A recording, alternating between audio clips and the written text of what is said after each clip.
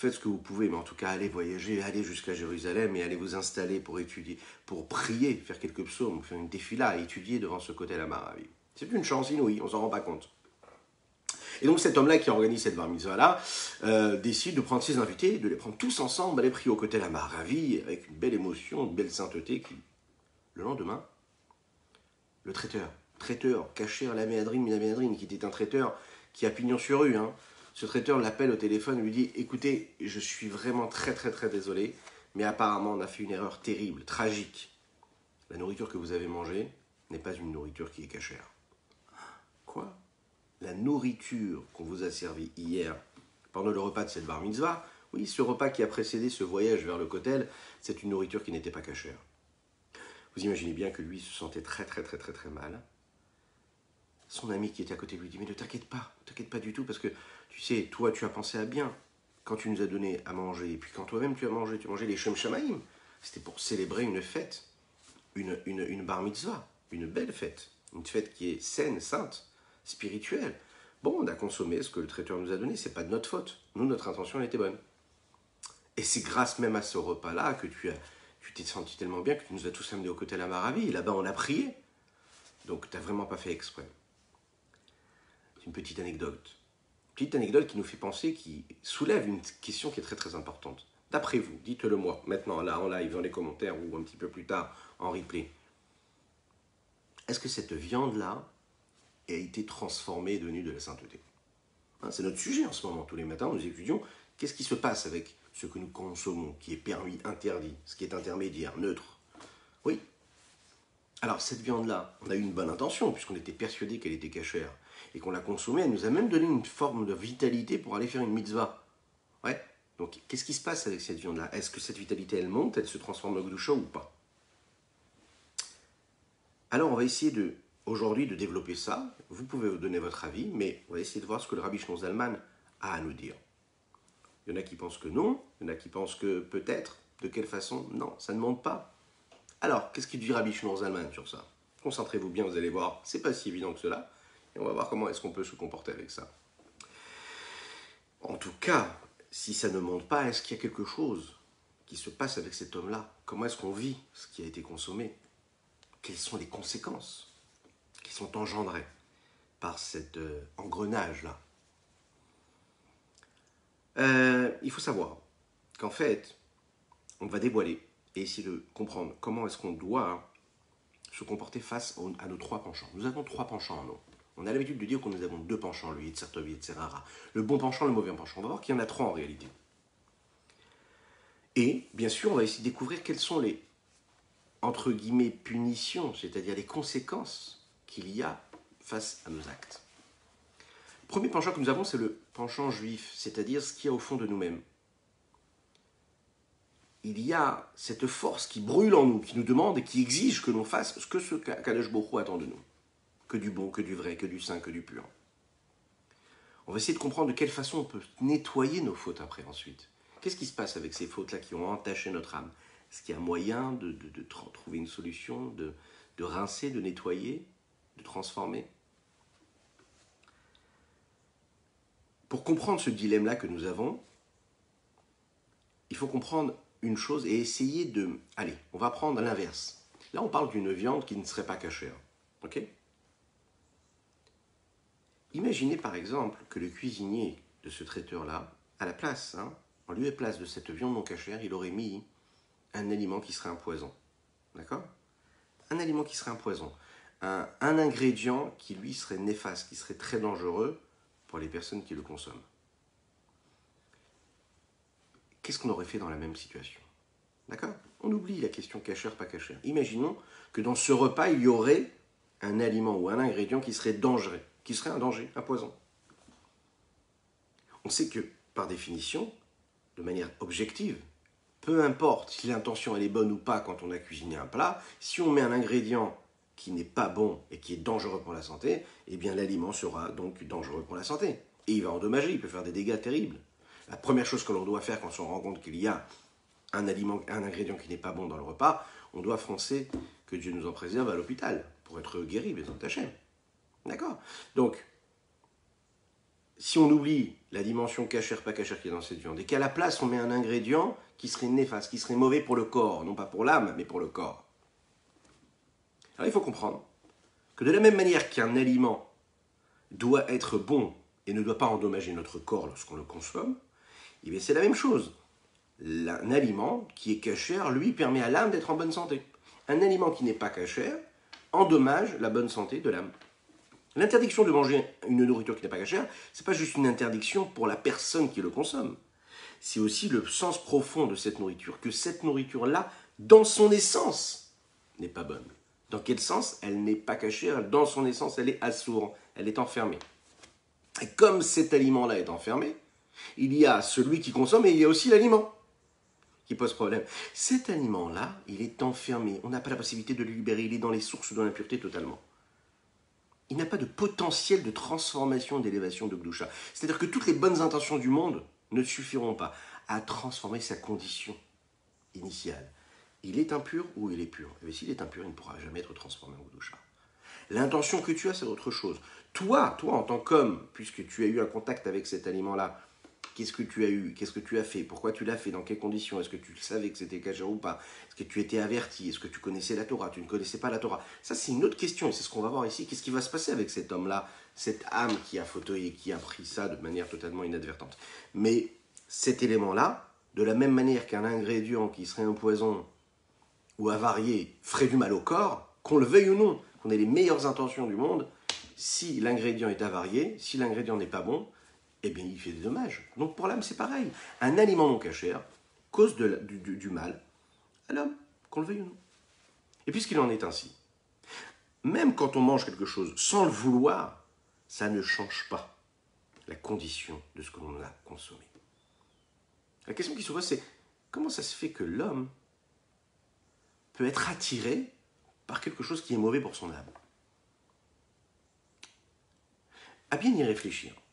L'homme est constitué d'une telle façon où tout ce qu'il vit, tout ce qu'il veut, c'est de se faire du bien, c'est de vivre bien, c'est d'être heureux. Un homme, ça ne l'intéresse pas de se faire du mal. L'homme, si on ne parle même pas, si vous voulez, du côté spirituel de la chose, même si par exemple on va juste s'atteler au bien-être du corps, un homme il est attiré par ce qui est bon pour son corps. Ça n'existe pas un homme qui va aller chercher ce qui est mauvais pour son corps. Lui, le petit bébé, il est attiré par la prise et il va mettre ses doigts dans la prise. C'est un autre sujet. C'est la nature qui veut ça. Mais un homme, on ne cherche pas à se faire du mal. On ne va pas consommer quelque chose quand on sait que c'est mauvais pour notre corps. Qu'est-ce qui fait qu'un homme est attiré par un aliment qui est interdit et qui n'est pas cachère? Logiquement, si on sait que c'est interdit, notre âme ne devrait même pas le supporter, puisque ça devrait être un poison pour nous. Le Chovat Alevavot le dit comme ça, il dit « Kol chush mesig muchashu ». Ça veut dire qu'un homme, par exemple, qui est totalement matériel, eh bien, il est attiré par tout ce qui est matériel. Quelqu'un qui est grossier, quelqu'un qui est très matérialiste, oui. Comme il est matérialiste en lui, il est constitué de cette façon-là, il a été éduqué dans cette ambiance-là. Eh bien, toute sa vie, il va chercher à assouvir cette matérialité ou ce matérialisme. Il est attiré par ce qui est matériel. Vous avez une autre personne, par exemple, qui est beaucoup moins matérialiste, plus spirituel, plus intellectuel. Eh bien, la nature, c'est que quand il a une heure devant lui, eh bien, il va être attiré par une occupation qui va correspondre à sa nature. Donc on est attiré par ce qui est bon pour nous, parce que nous aimons. Un homme ne va pas vers ce qui n'est pas naturellement ce qui lui correspond. À la lumière de quoi on peut comprendre qu'est-ce qui est naturel chez un juif. On sait que le monde, et tout ce qu'il y a dans le monde, les trois éléments dans ce monde-là, sont ou de la sainteté, ou de la totale impureté, les shalosh klipot atemot, les trois écorces de l'impureté, ou celle qui est intermédiaire, la noga, celle qui est inclus du bien et du mal, qui est neutre, et avec laquelle nous pouvons faire ou pas faire quelque chose de bien ou faire quelque chose de négatif. Essayez-vous, où vous êtes, que ce soit au travail, en voiture ou à la maison, essayez-vous de faire ce petit test, essayez de comprendre cette différence-là qu'il y a entre la sainteté, l'impureté totale et ce qui est neutre, la noga. À quel niveau elle existe dans l'âme de l'homme? L'âme divine qu'il y a chez le juif, bien sûr, elle représente la sainteté. L'âme divine est attirée par tout ce qui est saint. De la même manière que le sportif, quand il a un peu de temps libre, la seule chose qu'il a envie de faire, c'est quoi? C'est d'aller s'entraîner pour être encore meilleur. L'épicurien, il va vouloir profiter de la vie, voilà. Celui qui est plus intellectuel, il va profiter d'un bon livre. Mais celui qui est avec cette âme-là juive qui vit en lui et qui se révèle, cette âme divine, lui, elle est attirée par qui? Elle est attirée par la sainteté. Donc qu'est-ce qu'elle voudra faire, cette âme divine? Elle voudra chercher à générer, à se nourrir de sainteté. Elle veut vivre cette sainteté. Ça, c'est l'âme divine. Mais il y a aussi l'âme animale. Et l'âme animale, elle va être attirée par tout ce qui est négatif. Quand je dis négatif, c'est-à-dire tout ce qui va être pulsionnel, animal, tout ce qui vient d'elle. Ça, il faut le savoir, cette âme animale, on pourrait imaginer qu'elle vient de 3 clipotes athéméotes, des 3 écorces négatives, mais non. En fait, il faut savoir que cette âme animale, chez nous, elle vient de quoi? Elle vient de la noga. Parce que mon âme animale peut être attirée par quelque chose de négatif comme de positif. Avec mon âme animale, je peux en faire un outil pour faire quelque chose de positif, sanctifié, élevé. Je peux utiliser cette noga à bon ou mauvais escient. Et puis nous avons la troisième. La troisième, cette âme-là qui correspond aux 3 écorces de l'impureté totale, Shalosh Klipot. Eh bien ça, c'est ce que l'on appelle la nefesh de l'inverse du juif. L'âme qui est l'inverse du juif qui est en lui. C'est quoi? Chaque âme est censée être attirée par ce qui lui correspond. Le Zohar HaKadosh nous dit comme ça qu'il y a en nous un penchant qui est juif et un penchant qui ne l'est pas. Le penchant qui ne l'est pas est attiré par tout ce qui est les plaisirs du monde, tout ce qui est en plus, tout ce qui n'est pas nécessaire, primordial, tout ce qui est rajouté, tout ce qui est en plus, ces petits surplus de la vie, que la vie peut nous offrir. Plaisir matériel. Pourquoi? Parce qu'en fait, il faut savoir que cela vient à un moment, quelque part, de la noga, et il y a une potentiel de sainteté. Je peux les élever. De l'autre côté, le penchant non juif, on va dire, c'est-à-dire qui ne vient pas de cette motivation juive, lui est attiré par ce qui est interdit totalement. Ok? Il y a, comme on l'a dit hier, les plaisirs qui sont permis, c'est cachère, mais que quand j'utilise et que je consomme cet aliment qui est cachère, ou bien quand je vis avec mon corps un événement et un moment de vie pulsionnel, passionnel, physique, qui m'est permis d'après la Torah, mais que je le vis pour le pur plaisir qu'il peut m'apporter, pour mon pur intérêt personnel, sans oublier que je suis là pour me sanctifier, bien j'ai pris cette énergie-là qui fait partie de la noga, et qui devient en réalité, qui est l'expression même du Yetzer Hara, du mauvais penchant, puisque même si c'est permis, ça reste quand même le mauvais penchant qui est en train de motiver ce que je suis en train de vivre, et donc je le fais descendre dans l'impureté. Même s'il avait un potentiel de sainteté. Maintenant, il y a ce qui est totalement écarté de la pureté, ou de la sanctification, ou de toute forme de transformation. C'est ce que l'on a dit, les 3 écorces de l'impureté. Et ça, c'est ce qui est interdit total. Ça, c'est le penchant non-juif qu'il y a en nous. C'est-à-dire celui qui s'écarte complètement de notre vie. Il s'écarte parce qu'en fait, il est à l'inverse même de ce qu'un juif pourrait avoir comme motivation, c'est-à-dire la sainteté. Étant donné que c'est interdit, donc si c'est interdit, c'est bloqué, c'est enfermé. Si c'est bloqué, c'est enfermé, c'est enchaîné. Je ne peux pas le libérer, donc je ne peux pas l'élever. Un non-juif qui va mettre les téphilines, par exemple, il le fait avec une certaine authenticité, avec une intégrité, avec une certaine innocence, oui. Est-ce que ça le transforme en un être juif? Non, pas du tout. C'est pas parce que tu mets les téphilines que tu deviens juif. Et ça ne fait pas ton acte de mettre les téphilines, ce que tu es toi, à ce moment-là, une mitzvah. Ce que tu fais là, une mitzvah. Une personne qui va amener à l'époque du Beth Amikdash, par exemple, un korban qui n'est pas tahor, qui n'est pas pur. D'accord? Une bête qui est impure et qui est apportée au misbéach. Est-ce que ça peut transformer cet état-là d'impureté en pureté? Parce que je l'ai apporté au misbéach? Non. Ces exemples-là nous font prendre conscience que ce n'est pas ce que nous faisons de ce que nous faisons qui transforme ce que nous faisons. Il y a celui qui fait, donc l'intention, la forme, mais il y a le fond, il y a la chose, l'élément lui-même. Et l'élément lui-même, lui, il a une identité, il a une ADN. Il a un ADN et il a une constitution, une substance. et sa substance intérieure et profonde, ce qu'il est, d'accord, a aussi son mot à dire. Si c'est totalement impur, tu ne pourras jamais le transformer en quelque chose de pur. La nature, c'est qu'on doit aller vers ce qui est bon pour nous. C'est un petit peu comme, vous savez, les animaux. Ok ? Chez les animaux, vous n'allez jamais voir un animal aller manger quelque chose qui ne correspond pas à sa famille d'aliments. Il va manger ce qui est bon pour lui. Il est attiré par ce qui est bon pour lui. Il n'ira pas manger autre chose. Prenez par exemple tout ce qui est les vaches, les moutons, les petites brebis. Elles sont attirées par quoi ? Par le végétal. Elles vont aller brouter la terre.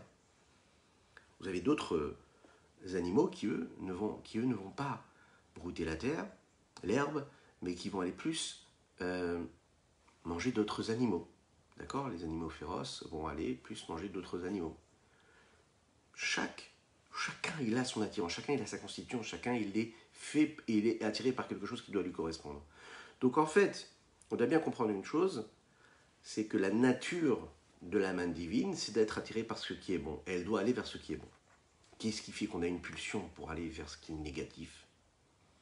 On va le voir, c'est parce qu'en fait, parfois, on rentre dans un engrenage infernal de la vie, du monde qui nous entoure, et on se laisse complètement berner par ce que la société nous vend, nous offre. On s'assimile, et c'est l'histoire du peuple juif, et qui fait qu'on peut complètement se perdre et faire en sorte que la gravité de ce que peuvent avoir un aliment ou tel événement de vie, ou telle action, ou tel vécu, nous paraît permis, et on oublie complètement le fait qu'il soit totalement interdit et néfaste pour notre âme.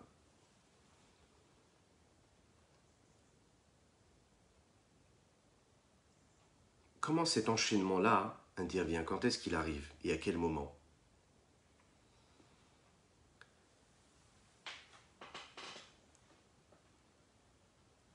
Le Zohar nous dit qu'en fait, quand on regarde dans la Torah ce qui a été écrit et qui décrit le moment où un homme faute, s'égare, il fait ce qu'il ne devrait pas faire. Il dit Nefesh kitechita, un homme qui fauterait. Le Zohar dit, il faut le lire avec un point d'interrogation. Ça veut dire que ce n'est pas une fatalité. Ce n'est pas une fatalité de dire Nefesh kitechita. Une âme, quand elle va fauter, alors il se passera telle chose, et elle devra emmener un korban, un sacrifice à Dieu. Non, il ne faut pas le vivre de cette façon-là. Le Zohar, il dit, il faut le dire avec un questionnement, avec un étonnement. Nefesh kitechita. Est-ce qu'une âme juive peut fauter ? Autrement dit, ça n'est pas normal de se réveiller le matin et de se dire je suis un homme, je suis une femme, je suis un être qui fait partie du peuple juif et qui faute. Et c'est comme ça, j'ai des faiblesses. Non, on ne peut pas vivre de cette façon-là. Un homme, il ne doit pas vivre de cette façon-là parce qu'en fait, il doit se dire je ne suis pas n'importe qui. Et si je ne suis pas n'importe qui, je ne peux pas faire n'importe quoi.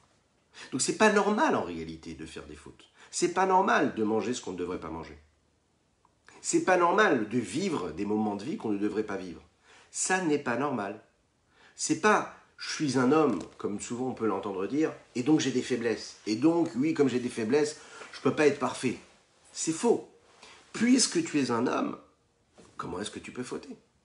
Puisque tu as en toi une âme juive, puisque tu as en toi ce Yetzer Tov qui est en toi, comment tu peux fauter ? Tu ne peux pas fauter. Parce que c'est contre nature. Alors oui, tu vas me dire, oui, mais non, je n'ai pas l'impression que c'est contre nature. Toute ma vie, je vis avec ça. C'est naturellement que je vais manger quelque chose de pas caché, chas v'shalom. C'est naturellement que j'ai ce moment de vie où je fais ce que je ne devrais pas faire. C'est naturel, j'ai pas l'impression vraiment d'être à contre-courant. Là, je fais comme mes amis. Puis, ouais, parce que c'est l'engrenage infernal dans lequel tu as mis le doigt. Et petit à petit, ou que toi tu as mis, ou malheureusement parfois que toi tu n'as pas mis. Nous sommes nés parfois dans des familles où on est tombé dans cet engrenage-là depuis la naissance, malheureusement. On ne sait pas ce qui est permis ou est interdit. Donc on ne se rend même plus compte de ce qu'est notre propre nature. À ce moment-là, ce qu'on nous demande, c'est de faire sortir quelque part ce qui est étranger en nous, dans notre peuple, mais aussi ce qui est étranger en nous, dans notre cerveau, dans notre cœur. Ce qui est étranger en nous, dans notre cœur, dans notre cerveau, dans nos pulsions, dans nos passions, dans nos émotions, c'est ce qui va dicter les attirances que l'on va avoir. C'est ce qui va dicter nos comportements, c'est ce qui va dicter nos paroles, nos pensées et nos actions. Et donc, on nous demande une chose dans la Torah, on nous dit, il faut que tu fasses partir, et ta goy asher bekirbecha, ce qui est étranger en toi, tu dois le faire partir. Tu dois raviver cette identité-là, cette parcelle divine qui va te permettre de faire ce que tu as à faire. On sait qu'à chaque fois, peu importe les communautés, le peuple juif, en fonction de l'endroit où il a habité, à travers l'histoire, il a vécu, il a été imprégné par la culture environnante. Et par cette culture-là, et bien sûr, il y a eu une influence sur ce qu'il a été, sur l'accomplissement de ce qu'il avait dans sa vie, ce qu'il a placé comme priorité, ce qu'il ne l'était pas. Ça a une incidence. Et il faut savoir que cette incidence-là, les conséquences, parfois elles sont très graves. La perte de l'identité. Et ce qui fait que ça cache et ça estompe complètement la force première qu'il y a en nous. C'est donc ce qu'il va nous dire ici le Rabbi Shlomo Zalman dans ce Péricrète, ce chapitre 8. Il va nous dire qu'attention, tout ce qui est interdit à la consommation, c'est interdit. Et comme c'est interdit, vous le savez, vous l'imaginez bien, il ne faut pas le consommer. Mais est-ce qu'on a une solution pour tout cela? Comment est-ce qu'on peut se comporter avec tout cela? Qu'est-ce qui se passe véritablement avec cette nourriture interdite? Est-ce qu'elle a une influence? Est-ce que c'est juste quelque chose d'interdit et puis je peux passer à autre chose après? Est-ce que ça a une incidence? Est-ce que ça influence? Est-ce que ça transforme mon corps? Est-ce que ça transforme mon âme? Est-ce que réellement ça me fait du mal ou c'est juste comme ça? On raconte une histoire. Il y a un chassid un jour qui est parti voir le Rabbi Shlomo Zalman de Liadi. Il lui dit voilà, ma fille est mariée avec un jeune homme, et ce jeune homme-là, on ne sait pas ce qui se passe. Il a des questions, des remises en question, des questions de foi, des questions de confiance en Dieu. Il se remet en question. Il a du mal à croire en Dieu alors qu'il a toujours été éduqué dans cela. Et il remet en question son appartenance à cette identité juive. Et le Rabbi Shlomo Zalman lui a dit, c'est pas possible. Un juif qui a une âme juive ne peut pas ressentir des questions qui correspondent à la remise en question de la foi. Parce qu'un juif, il croit en Dieu. Si un juif se pose des questions sur la foi en Dieu, c'est que quelque part, tel un corps qui est malade et qui a consommé un aliment qu'il ne devait pas consommer, et qui a mal maintenant à un membre de son corps, qu'il faut absolument aller soigner ce corps-là. La norme, c'est d'être en bonne santé, Baruch Hashem. C'est un miracle, mais c'est quand même la norme. Et quand une personne est en mauvaise santé, elle doit aller se soigner. Mais si elle va se soigner, c'est parce qu'elle est tombée malade. Et pourquoi elle est tombée malade? C'est qu'il y a une raison. Ou parce qu'elle a pris froid, ou parce qu'elle a été contaminée, ou bien parce qu'il y a eu quelque chose. Il y a une cause. Donc le Rabbi Shlomo Zalman de lui dire, si cet homme-là a des questions de foi et de Emouna, c'est que quelque part, il a consommé quelque chose qu'il ne fallait pas. Son âme a consommé quelque chose qu'il ne fallait pas. Ils se sont posé la question, ils ont recherché, et puis ils se sont rendus compte qu'en fait cet homme-là, il avait consommé sans le savoir du lait non surveillé, du chalav nochri. Alors oui, il y a des permissions rabbiniques sur un certain lait qui n'est pas surveillé par un chômeur juif, on est d'accord. Mais on sait, ça a toujours été le cas, que c'est toujours plus important, c'est important de prendre du lait surveillé, qu'on le veuille ou non, même s'il y a des permissions rabbiniques. Et on dit que quand on consomme du lait qui est surveillé, ça nous permet d'avoir une meilleure émouna, une meilleure foi. Ça remet la confiance en Dieu au centre de notre vie. On raconte qu'il y a différentes personnes qui avaient des doutes, qui avaient des questions sur la émouna, sur la foi en Dieu, qui s'étaient tournées vers le Rabbi de Lubavitch. Le Rabbi de Lubavitch de leur répondre et de leur poser la question toujours, de la questionner sur la méticulosité qu'ils avaient sur la consommation des aliments cachers. Souvent, il leur demandait, vous avez des questions d'émouna? Est-ce que vous mangez bien kasher? Est-ce que vous faites bien attention de ne pas mélanger le lait et la viande? Est-ce que vous faites attention aux aliments que vous mangez? Est-ce qu'ils sont bien cachers? Autrement dit, l'influence qu'a la nourriture sur le corps influence également l'âme. Le corps doit être en bonne santé, l'âme aussi doit être en bonne santé. Et la bonne santé de l'âme, c'est ce que nous consommons. Puisque ce que nous consommons, cela devient ce que nous sommes, notre vitalité.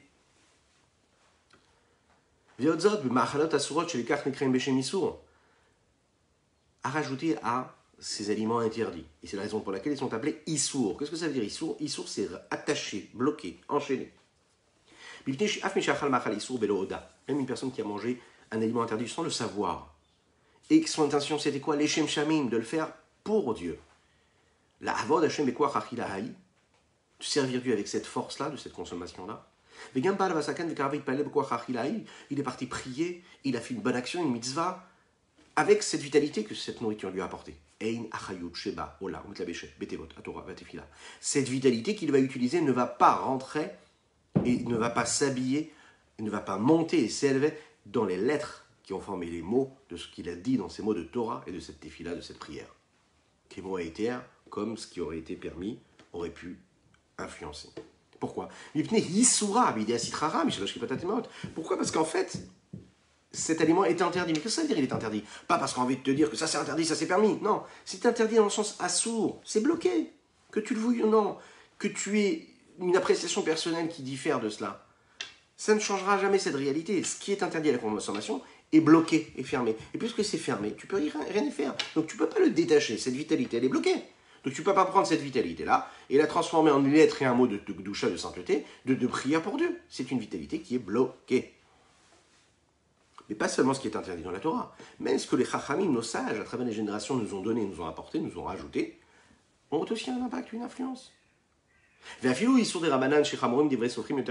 le sait que les paroles de nos sages, que nos sages nous ont interdits, sont aussi reliées et bloquées dans ces éléments-là de l'impureté la plus totale. Aussi grave que les interdits de ne pas tuer, de ne pas voler.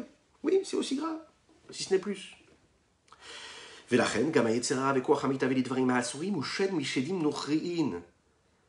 Rabbi Shlomo Zalman nous dit, le mauvais penchant et la force du plaisir, du désir qu'il y a et qui nous attire vers les éléments négatifs et interdits, provient de ce Yetzerara étranger, c'est-à-dire un mauvais penchant qui est en nous mais qui est étranger, qui correspond au penchant de l'inverse de ce qu'est le peuple juif, les nations étrangères. Chez Nafshotem, chez Oshkipotatemot, qui proviennent, elles, leurs âmes, des trois écorces de la pureté. Ou Shen Mishedim Yehudim, ce qui n'est pas le cas, si vous voulez, du mauvais penchant qui, lui, vient de la force et de la passion et du désir et de la volonté que l'on a de consommer quelque chose de permis et qui est là par un intérêt personnel, pour un profit, mais qui est permis. Ça va venir aussi du Yetzer Hara, du mauvais penchant, comme on l'a dit tout à l'heure, mais ce Yetzer Hara qui est de cette partie juive qu'il a en lui. Pourquoi? Parce que les fiches Yachol Arzor la Gdusha, parce qu'il aura la possibilité de le transformer ensuite, quand tu vas faire tes choix, de l'élever vers la sainteté. Vous voulez une petite histoire? Allez, une petite histoire. C'est une histoire qui concerne le Rabbi Shlomo Zalman de Liadi, avec ses élèves. Rabbi Shlomo Zalman de Liadi, quand il vivait à cette époque-là, il y avait un boucher qui s'appelait Nathan, Reb Nathan, Nathan le boucher du village. Nous sommes un beau jour de Shabbat, on a tous étudié un très très bon mama, un très bon discours du Rabbi Shlomo Zalman, tout le monde est attablé, tous ces chassidim, tous ces élèves sont autour de la table. Ils sont là à répéter chacun, après des heures d'études de chassidout, chacun il dit ce qu'il pense, chacun échange avec l'un avec l'autre, et puis quelque part on va amener, dans quelques instants, on va emmener du hareng, un peu de carottes, un peu de crackers, voilà, en fonction de l'époque, ce qu'ils mangeaient. On va un petit peu faire les chaïm, et puis on va continuer à partager ce qu'on a étudié. Et puis chacun dit ce qu'il en pense, ce qu'il a compris de ce que le Rabbi Shlomo Zalman avait dit dans son discours, etc. Quand arrive sur place Rabbi Shmuel Munketch.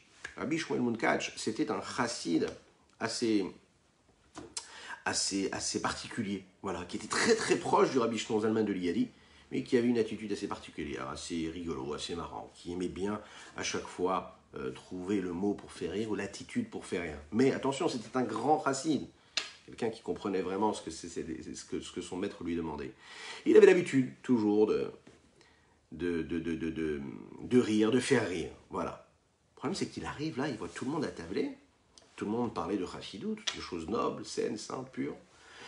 Tout à coup, le Reb Nathan, le boucher, arrive avec la casserole, imaginez comme ça, avec un super tchoulent qui a été préparé, le bon repas de Shabbat, tout fumant. Il arrive et il pose ça comme ça. Il voit d'un coup que tout le monde s'arrête d'étudier, s'arrête de parler de notions de spiritualité, et tout le monde commence à bouger dans tous les sens, et tout le monde commence à quoi? À être complètement attiré par ce plat. Il regarde, il se dit, c'est pas possible. Il se regarde lui-même, il se dit, mais j'ai vraiment faim. Lui, qui est tellement spirituel, il sent l'odeur de ce plat-là qui se dégage. Et il sent, la seule chose qu'il a envie, c'est de s'asseoir, de se servir comme il faut, et de mettre toute sa chayout, sa vitalité, et de son matérialisme, et de vivre, de profiter de ce bon plat. Il se dit, c'est pas normal, il y a un problème. Il y a un problème. Je vois ces hommes-là qui étaient, il y a quelques secondes, en train d'étudier quelque chose de sain, de pur, étudier la chassidoute.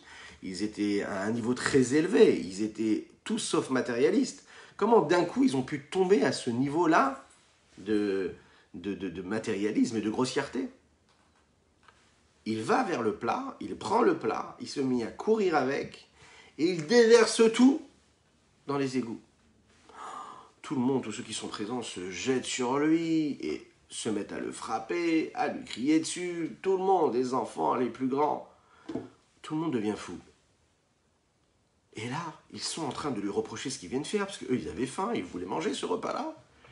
Au loin, Reb Nathan, le boucher, qui est là en train de courir, qui court vers eux, qui leur dit « Stop, stop, arrêtez tout, arrêtez tout. » Quoi, arrêtez tout? Arrêtez de manger ce plat-là, ne mangez pas ce plat. Qu'est-ce qui s'est passé? Eh bien, en fait, ma femme, elle s'est trompée. Dans ce plat-là, elle a mis un morceau de viande qui, lui, n'était pas cachère. Autrement dit, tous se sont mis à prendre Reb Shmuel, le mettre sur les épaules, se mettre à danser avec lui, le remercier, lui dire « Mais comment tu as fait? Comment tu as fait pour savoir? Comment tu as fait pour sentir qu'il y avait un problème dans ce plat-là et qui t'a donné envie de le jeter? Pourquoi est-ce que tu l'as fait ?» Et Rabbi Shmuel Munkach de répondre et lui dit « Voilà. » Il leur a dit « Moi, quand je me suis attaché à mon maître, le Rabbi Shimon Zalman de Liadi, l'auteur du Tanya que nous étudions tous les jours avec la grâce de Dieu, je suis rentré dans une entrevue, en réunion, particulière, privée avec lui. Et quand je l'ai découvert, quand je me suis attaché avec le Rabbi Shimon Zalman de Liadi, j'ai décidé dans mon cœur que je ne voudrais plus du tout être attiré par un plaisir matériel, permis ou interdit. Je veux diriger mon désir et mon plaisir vers ce qui est saint, vers la Torah, vers les mitzvot. Je veux plus que mon corps dicte ma vie. Et donc, quand je suis arrivé comme ça, et j'ai vu que mon corps était réveillé, mon cœur était appelé, alors qu'il était complètement désintéressé, que j'avais perdu quelque part cette attirance pour les aliments ou les plaisirs de la vie matérielle, physique et matérialiste, j'ai senti qu'il y avait un problème. Je me suis dit, c'est pas normal. C'est obligatoire que cette attirance-là vienne et est motivée par quelque chose de négatif. Autrement dit, quand on vit notre vie de tous les jours, ok, et quand on voit que notre corps est attiré par quelque chose qui est dangereux pour nous, on n'y va pas. Ouais. Quand on est à la montagne et qu'on se promène, okay, et qu'on passe par un sentier, et qu'on voit que le sentier devient de plus en plus étroit, et que de l'autre côté, on a la possibilité de trouver un sentier qui est un peu plus compliqué, mais qui est quand même plus rassurant, plus en sécurité, qu'est-ce qu'on fait? Qu'est-ce qu'on fait? Vous faites quoi, vous? Dites-moi, je veux le savoir, faites quoi? Ben vous choisissez là où il y a plus de sécurité. On ne va pas emprunter un sentier qui, lui, est dangereux. Ce qui n'est pas bon pour nous, on ne le fait pas. Eh bien, c'est pareil avec l'âme. Ne va pas emprunter des sentiers qui sont douteux. Ne te mets pas dans des situations compliquées. Ne va pas manger dans un restaurant en te disant « je vais juste boire » parce que je suis avec des collègues. Trouve une autre solution. Oui, tu trouves une autre solution. Ne te mets pas dans des situations ou te dire je vais aller dans un hôtel et je vais dire c'est pas grave, je mangerai des tomates et des carottes. C'est pas grave. Tu trouves une solution pour t'épargner cette situation où ta nature sera en sécurité, c'est-à-dire que ton âme aussi sera en sécurité. Alors qu'est-ce qui va se passer maintenant avec ces fautes-là? Il y a une solution avec notre âme qui a fauté, par inadvertance ou en faisant exprès. Quand on mange quelque chose de négatif, qui n'est pas bon pour notre corps, il faut tout simplement faire un régime. Ouais, c'est important un régime, une bonne forme physique. Bon, c'est important parfois pour être en bonne santé, voilà, pas avoir de kilos superflus, mais c'est aussi important pour être en bonne santé. C'est-à-dire que le corps parfois doit rejeter ce qui est négatif en lui. Ce qu'il y a dans le corps, ça peut être dangereux. Donc parfois, il faut faire attention à ce qu'on consomme, pas seulement pour ne pas avoir des kilos superflus, mais surtout parce que c'est mauvais pour le corps. Donc il faut faire très attention à ce que nous mangeons. L'influence de la nourriture sur le corps, elle s'accumule au fur et à mesure des années. C'est ce qui va créer ce que nous sommes, nous, ce que le corps devient. Parfois, il faut se détacher, s'écarter et puis retirer, laver, rincer, nettoyer quelque chose qui est dans notre corps, le retirer. Et on a différentes façons de le faire. Parfois, on va faire tout simplement un régime. Si on mangeait de manière un peu trop exagérée, on va réguler un petit peu plus nos repas. On va faire en sorte de manger un peu moins de graisses saturées, un peu plus de protéines, si on n'en mangeait pas assez, un peu plus de lipides, un peu moins de graisse, un peu moins d'huile, un peu plus de vitamine C, de vitamine D. On va réguler tout ça afin que le corps soit en bonne santé. Il y a d'autres façons aussi de nettoyer ce qui est négatif dans notre corps. Boker tov, boker tov, boker tov.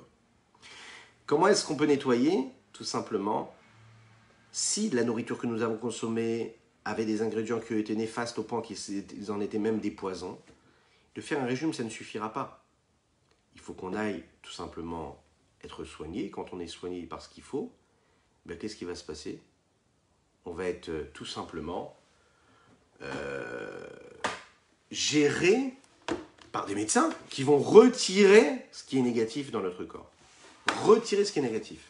Parce que ce qui est négatif peut avoir des dégâts considérables sur notre existence. On doit faire très très très attention à ce qui est négatif et ce qui vient en notre corps. Donc, de la même manière que pour sauver le corps, il faut absolument quoi? Ben, il faut sauver l'âme. Et bien, de la même manière, pour sauver l'âme, il faut sauver le corps. Ça, c'est sûr. Mais de la même manière que pour sauver le corps et pour réparer quelque chose qui a été fait dans le corps, on a besoin de nettoyer et on a besoin d'être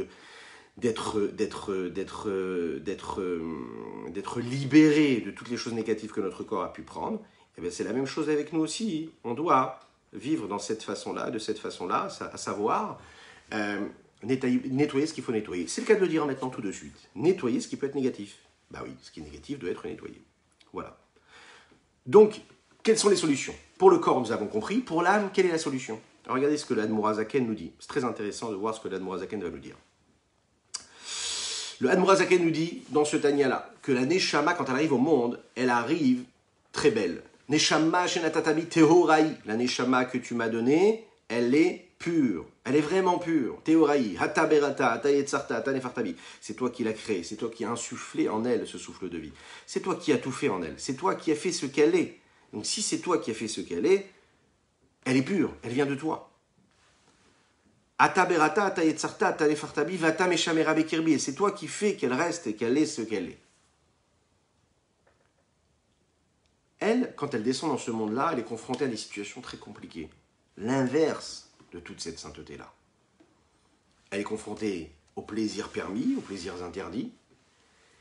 Et à un certain niveau, quand elle est dans ce monde-là, parfois elle va devoir se salir, parce que parfois elle va vivre des moments interdits, parfois elle va vivre des moments où c'est son intérêt personnel qui va s'exprimer. La vie qu'elle va vivre sur Terre, elle va avoir une influence sur elle, sur cette âme-là divine. Elle va parfois la salir, on l'a dit, et elle va laisser des conséquences, des traces sur cette âme, cette vie-là.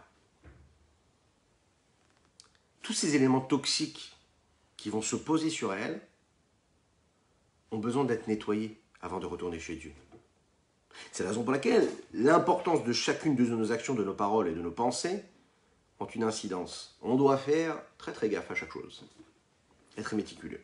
Pourquoi? L'expérience de la vie crée cet état d'esprit-là. L'expérience de la vie nous fait faire, nous fait vivre, qu'on le veuille ou non, des difficultés, des épreuves, des moments de vie où on va s'écarter de la bonne route. Alors, comme pour le corps, il faut faire ce qu'on appelle un régime, une diète, un régime spirituel. C'est-à-dire on va nettoyer notre âme de tout élément extérieur qui peut l'entacher, lui faire du mal. Parfois, ça suffit par exemple de faire teshuva. Parfois, c'est faire attention de ne pas être confronté à trop d'impuretés. Mais parfois, cela ne va pas suffire. Parfois, l'influence et la saleté qui va se poser, le poison qui va se poser sur notre âme, va laisser une trace qui est très difficile à retirer et à rincer. Alors comment on fait? Il faut trouver une solution. Eh bien, il va falloir vivre une expérience qui est très difficile, que l'on vit après 120 ans, et qui correspond à cet homme-là qui se présente à l'hôpital et qui, lui, va vivre vraiment des opérations qui vont lui permettre physiquement d'aller chercher le poison qu'il y a dans son corps afin de le retirer. Eh bien, c'est ce que notre corps, nous aussi, est ce que notre âme aussi va vivre à un moment précis. Vous savez, c'est comme en psychologie. Il y a un moment, quand on sait qu'il y a un problème psychologique, et on va aller chercher à la source le problème et puis on va le réparer à la source. De manière générale, dans la Chassidut Chabad, la vision chassidique de la Chassidut en général et puis Chabad en particulier, on ne s'approfondit pas trop, on ne s'attarde pas trop sur les punitions que nous avons quand on fait tel ou tel acte mauvais. On se concentre plus sur le positif, puisque le mal disparaît aussi automatiquement. Mais le Rabbi Shimon Zalman, ici, dans cette partie-là du Tanya, du chapitre 8, va quand même rentrer sur 2-3 détails, qui ne sont pas sans importance, qui nous permettent de comprendre qu'est-ce qui se passe avec cette âme-là qui a fauté. Qu'est-ce qui se passe avec ces traces d'impureté qu'on a laissées sur nous. Première raison pour laquelle on n'approfondit pas, c'est parce que, comme je le disais, la Chassidut, elle est plus positive. et la seule chose qui nous intéresse ici, c'est de montrer la lumière de la Torah. Deuxièmement, un homme qui accomplit la Torah parce qu'il a peur de la punition qu'il pourrait recevoir de Dieu, il ne sert pas vraiment Dieu. Il ne faut pas servir Dieu parce qu'on a peur de la punition qu'on va recevoir après 120 ans. Il faut servir Dieu parce qu'on aime Dieu. On aime Dieu véritablement parce qu'on l'aime, et puis on essaye de faire le mieux pour faire le mieux. Le but, c'est pas de nous apeurer, et ce qu'on va dire ici, c'est pas de nous apeurer, de nous dire « Waouh, c'est très grave ce qui va se passer », avoir peur de l'enfer. Non, pas du tout. La religion juive, et c'est justement ce que la chassidoute nous apporte, c'est qu'on ne doit pas du tout se concentrer sur ça. On nous parle en fait ici, et c'est important de le savoir pour nous faire prendre conscience de la chance que nous avons d'avoir une âme juive qui nous permet de nous éviter tout ça. Et on va donner ici d'écrire 4 processus de nettoyage qui sont donnés dans la Torah et dans la vie d'un homme et dans sa vie après 120 ans.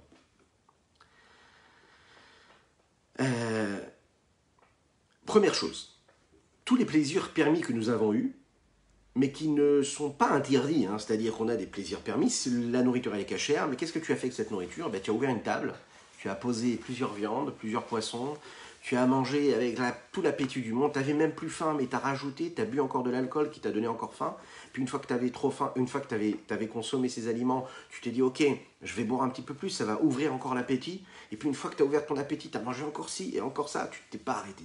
Vraiment, tu étais dans le kiff, le plaisir, l'intérêt personnel, privé, particulier, ce que toi tu voulais vivre, il n'y avait que toi. Ton moi s'exprimait, tu t'es vraiment éclaté, comme on dit. Ça, c'est 100% négatif, on le sait, on l'a appris. Ok, chacun comme il peut, mais il ne faut pas exagérer quand même. Il faut être conscient de ce qui se passe. C'est cachère, tout est cachère. Mais comment est-ce que tu l'as vécu? Alors, tous ces plaisirs permis, ok, eux vont causer ce qu'on appelle le chibut hakever.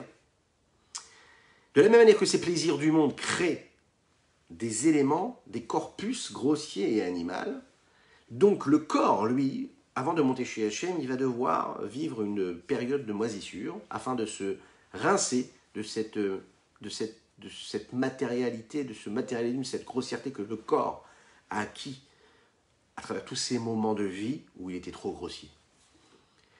Il y a par exemple toutes ces paroles permises, vous savez, toutes ces paroles permises, malheureusement, qui sont très présentes dans notre vie. C'est de quoi les paroles permises? Les paroles qui sont permises, on ne dit rien d'interdit, ok, mais ce sont des dvarim betelim, des paroles futiles, banales. Le vent, parler pour rien dire. On parle, on dit ça, puis on dit ça, et ça partira, ça arrivera comme c'est reparti, et puis comme le vent qui passe. Toutes ces paroles futiles dans la Torah, c'est totalement négatif. Et en fait, toutes ces bêtises, elles se collent à l'âme. Elles attachent l'âme. Et l'âme, en fait, ne peut pas s'en détacher quand elle quitte ce monde-là. Donc, qu'est-ce qu'on fait? Pour libérer cette âme-là, eh bien, on va la secouer d'un endroit à l'autre du monde, afin qu'elle puisse faire partir toutes ces paroles futiles, qu'elle puisse s'envoler, qu'elle puisse se retrouver propre de tout cela. Il y a encore autre chose. Un autre élément, c'est le troisième, c'est la chaleur et l'engouement que l'on met quand on fait une avéra. On peut faire une avéra, mais quand on fait, par exemple, vous savez, pendant les prières de Kippour, on demande pardon à Dieu pour les fautes qu'on a pu commettre, on demande aussi pardon à Dieu pour la façon avec laquelle on a couru pour faire une avéra, la façon avec laquelle on était empressé, la chaleur que nous avons mis, l'investissement que nous avons mis pour faire une avéra. Eh bien, cette chaleur-là, elle fait des dégâts considérables, très profonds dans l'âme. Il faut nettoyer cette âme-là. Et ça ne suffit pas de la bouger d'un endroit à l'autre ou de la secouer, cette âme-là, pour la nettoyer. Il faut quelque chose de beaucoup plus fort. C'est à ce moment-là qu'elle va monter dans ce qu'on appelle au Guéhinom, un Guéhinom de feu, qui lui, justement, lui, va nettoyer par l'intensité de ce feu-là, la chaleur que le corps a éprouvée quand il a fait la Avera. Et puis, il y a le quatrième élément, c'est la froideur que nous avons eue dans les mitzvot. Très, très important, vous imaginez? C'est-à-dire qu'on a tendance à croire que les Averot, c'est très, très grave, et que c'est pas grave si on accomplit la Torah et les mitzvot dans la froideur. Non. Dieu, il veut que quand tu accomplis la Torah et les mitzvot, tu le fasses avec une chaleur, avec une vitalité, avec un désir, avec une passion. Et si tu as accompli la Torah avec la froideur, cette froideur que tu as mis quand tu as accompli la mitzvah parce que tu l'as fait avec paresse, avec sans envie particulière, tu l'as fait parce qu'il fallait que tu le fasses. Tu n'as pas réveillé ton corps et ton esprit et ton âme à cela. Tu n'as pas donné de joie à ce que tu faisais. eh bien cette âme-là a besoin de se nettoyer dans ce que l'on appelle le guinam de la neige, chez le Sheleg. Pourquoi? Pour contrer la froideur, la paresse, la tristesse que tu as eue au moment où tu as accompli la Torah et les mitzvot. Et donc on voit ici, c'est ce que l'Admor Zaken va nous dire ici, que les 3 éléments qui sont centrales dans la vie d'un homme, à savoir les pensées, la parole et l'action, si vous voulez, on va commencer par l'action. L'action, c'est toutes les actions, les plaisirs du monde. Les paroles, c'est toutes les paroles futiles, qu'elles soient permises ou interdites. Et puis la pensée, c'est le fait, on va le voir demain, Bezrat Hashem, dans la dernière partie de ce chapitre, le fait d'étudier les sagesses profanes et étrangères à la sagesse de la Torah et de la sainteté de la Torah. Et pour terminer dans les mots, Achmikol Makom, Kodem Shechazar Lekdusha Usidcha Ukritpa Begam Acharkach Reshimu Mimenu Nishar Davak Bagouf, Mikol Machal Umashken Asete Kevdam Basar Vivsaro. Parce qu'il faut le savoir, ça, clairement, de toute façon. Avant que cet élément-là, qui lui était consommé, qui était caché, est retombé et monté dans la sainteté, et qu'il est passé de l'autre côté, il était à un moment de la clipa, il était considéré comme l'inverse de la sainteté. Et même après avoir fait tchouva, quand on fait tchouva et on retourne vers Dieu, il y a une petite trace qui reste ici, qui reste collée à ce corps-là. L'iode, qui mikol machalomashken, c'était kefta parce que de toute nourriture, il y a de la chair et du sang qui reste ici présent. C'est la raison pour laquelle le corps va devoir vivre ce moment-là de chibut akever afin de le purifier, de le nettoyer de son impureté qu'il a reçue des profits du monde, de ce monde-là, de l'impureté que le mauvais penchant juif qui est en lui entraîne l'homme vers les plaisirs permis. Et là, si ce n'est un grand tzaddik comme Rabbeinu Akadosh qui était Rabbi Yehuda Hanassi, oui, qui était tellement sage, tellement grand, qu'il lui n'avait jamais profité d'un seul plaisir que le monde pouvait offrir. Imaginez un petit peu ce que ça veut dire. Ça veut dire qu'il n'y a jamais rien qui l'a intéressé sur cette terre-là. Il n'avait que des plaisirs qui étaient des plaisirs matériels, physiques, mais qui étaient sains. C'est-à-dire que tout était sain en lui. Il n'y avait rien qui lui posait problème. Alors vous savez, c'est des paroles qui nous font prendre conscience de l'importance que l'âme peut avoir, l'importance que tout ce que nous pouvons faire dans notre vie, donner de l'importance à nos paroles, à nos pensées, à nos actions, savoir qu'on n'est pas là juste par hasard, savoir que ce que nous vivons, c'est quelque chose de particulier. Alors vous savez, nous allons terminer par notre halakha du jour, c'est très important, notre halakha du jour, et puis on va se quitter avec un petit nigoun. Aujourd'hui nous sommes le 7 qui se lève, c'est bien ça? 7 qui se lève, tout à fait, le 7 qui se lève.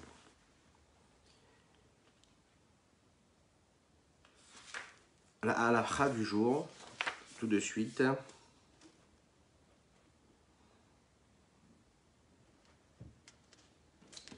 Nous allons parler aujourd'hui de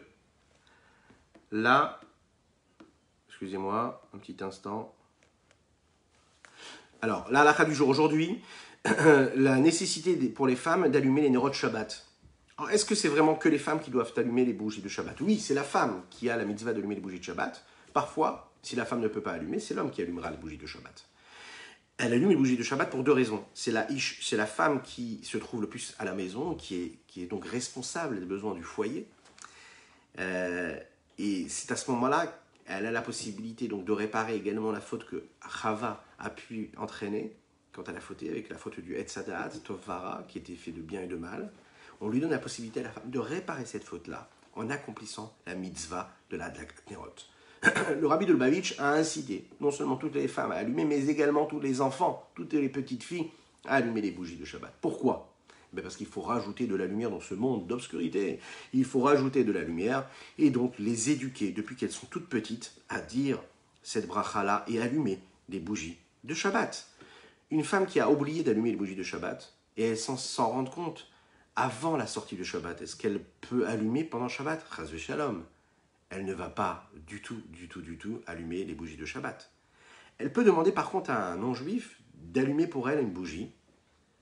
Et elle fera la bracha, l'adlik ner shel Shabbat Kodesh. Vous le saviez ça? Vous avez oublié, vous n'avez pas pu allumer, le Shabbat il est rentré. Vous pouvez demander à un non-juif d'allumer la bougie, et puis vous, de faire la bracha, la digner chez le Shabbat Kodesh.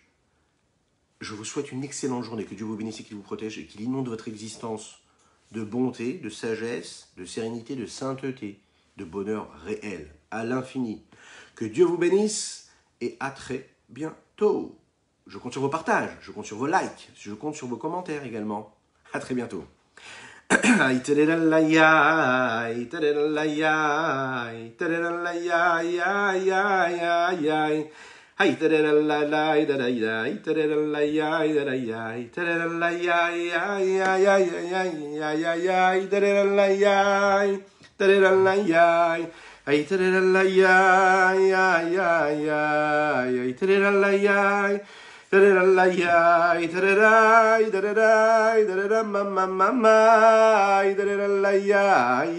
bientôt, à très très très bientôt, à très très bientôt. Chazak pour votre présence et votre fidélité.